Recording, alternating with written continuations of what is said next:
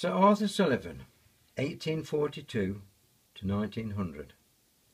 This statue to the great music composer was unveiled on the 10th of July 1903. It stands in the Victoria Embankment Gardens, London. The figure of a topless girl leans against a pedestal of the Grade II listed monument. Some describe it as the sexiest statue in London. Apparently, the figure represents a weeping muse of music, so distraught that her clothes are falling off. Well, I wonder what comments will be made. These words from the Gilbert and Sullivan opera, Yeoman of the Guard, are inscribed on the western side of the pedestal. Is life a boon? If so, it must befall that death, whene'er he call, must call too soon. Sheet music, a mandolin, and a panmask are sculpted at the base. Welsh sculptor Sir William Goscombe John inscribed his name on the back of the mandolin. Arthur Seymour Sullivan was born in Lambeth, London on the 13th of May 1842. He was an incredibly musically gifted child. His genius and development were nurtured by his father, a theatre musician who later became an army bandmaster. Amazingly, at 8 years of age, Arthur could play every instrument in a military band. At the age of 11, he became a chorister of the Chapel Royal. At 12, O Israel, his first sacred song, was published. In 1856, Sullivan, at 14, the youngest entrant, won the first Mendelssohn Scholarship Competition. This enabled him to study at the Royal Academy of Music for 2 years. At 16, he moved to the Leipzig Conservatory, where he studied for 3 years.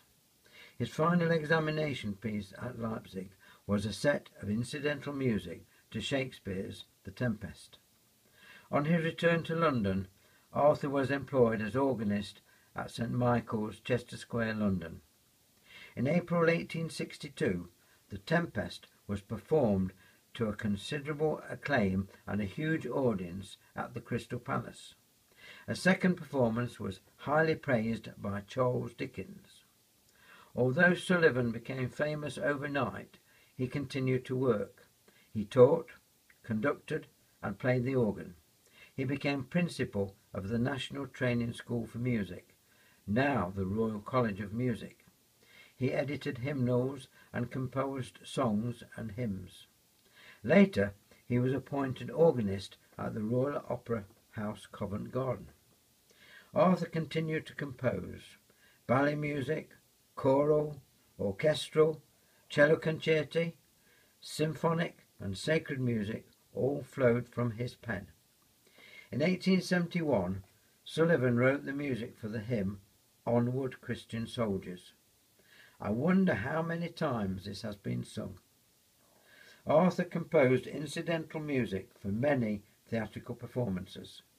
In 1872, he collaborated with W.S. Gilbert on a Christmas novelty piece performed at the Gaiety Theatre, London.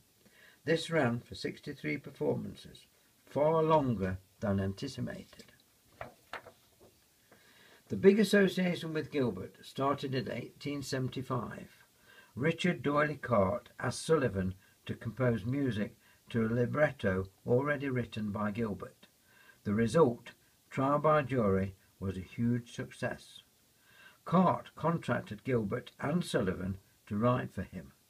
A new operetta was produced almost annually. Sullivan continued to compose mainly choral music. In January 1877, Sullivan kept a vigil at the bedside of his dying brother. He was inspired to write music to a poem, The Lost Chord, written by Adelaide Ann Proctor. It had been published in 1858. I consider this to be the best music to a song that Sullivan ever wrote. He became Sir Arthur Sullivan in 1883, knighted by Queen Victoria for services to music. On the 14th of August 1888, George Garrard introduced American Thomas Edison's phonograph to London in a press conference. This included the playing of piano and cornet of Sullivan's The Lost Chord, one of the first recordings of music ever made. A series of parties followed, introducing the phonograph to members of society in London. Arthur Sullivan was invited to a party on the 5th of October 1888. After dinner, he recorded a speech to be sent to Thomas Edison. On the recording, it sounded a bit like this. "I can only say that I am astonished and somewhat terrified at the result of this evening's experiments.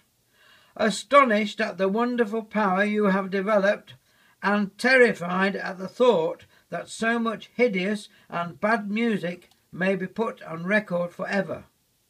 But all the same, I think it is the most wonderful thing that I have ever experienced, and I congratulate you with all my heart on this wonderful discovery." What would he have said about YouTube? In 1897, Sullivan received a royal command to compose music for Queen Victoria's Diamond Jubilee.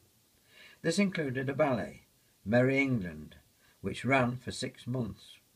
Sir Arthur Sullivan died on the 22nd of November 1900. He wished to be buried in Brompton Cemetery in the family grave. However, Queen Victoria decreed that he be laid to rest in St. Paul's Cathedral, after what amounted to a state funeral.